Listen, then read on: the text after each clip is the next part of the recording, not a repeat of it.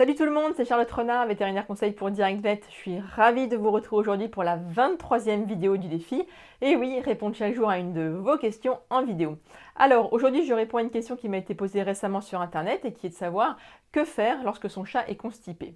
Alors déjà, il faut savoir que souvent, les chats un petit peu plus âgés ou un petit peu en surpoids sont constipés du fait du manque d'activité, du fait de leur sédentarité. Ces chats sont moins actifs du fait de leur âge ou de leur surpoids et c'est un facteur favorisant de la constipation.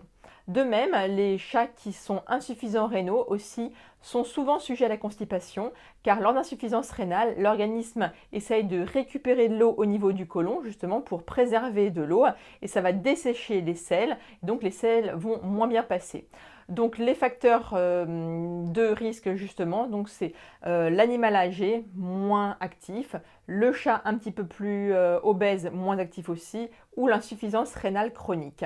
Après, pour aider donc ces chats qui sont constipés de manière un petit peu chronique, on peut déjà, si c'est des chats qui sont encore jeunes, essayer d'augmenter leur exercice, donc en achetant des jouets, en essayant de stimuler leurs mouvements, etc., pour qu'ils soient moins sédentaires.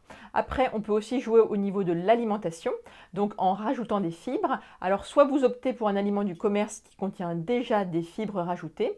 Les grandes marques ont plusieurs variétés à proposer.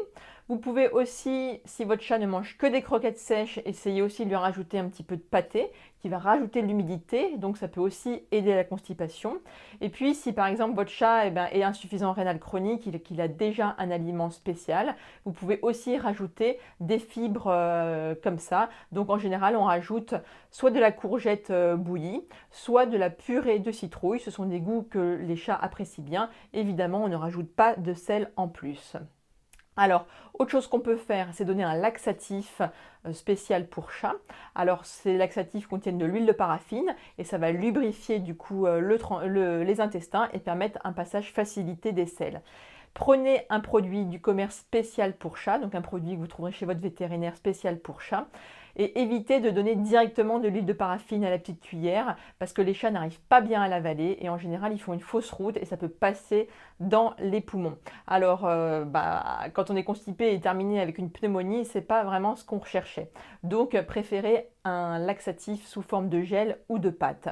Après, donc, je vous encourage aussi à vérifier que votre chat urine bien. Si par exemple votre chat est bloqué sur la litière comme ça, qu'il fait des efforts vraiment intenses pour essayer de faire quelque chose sur sa litière, mais que vous avez l'impression qu'il est constipé, mais en fait c'est parce qu'il n'arrive pas à uriner, alors c'est une urgence absolue, ça veut dire qu'il a un blocage urinaire et il faut consulter tout de suite votre vétérinaire.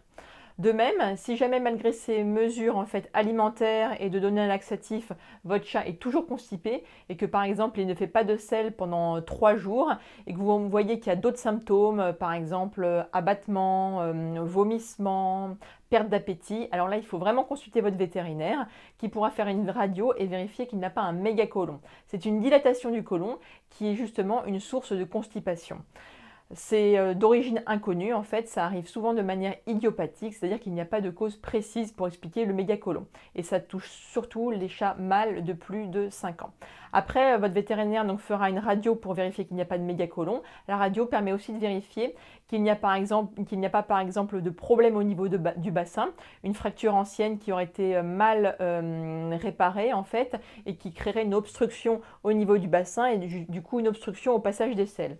De même, la radio permettrait de vérifier qu'il n'y a pas une masse au niveau du bassin qui obstrue de l'extérieur en fait le passage des selles dans le côlon ou alors qui se situe au niveau de la paroi du côlon et qui aussi diminue le passage des selles dans le côlon. Donc ce serait plutôt chez un animal âgé, par exemple une tumeur au côlon.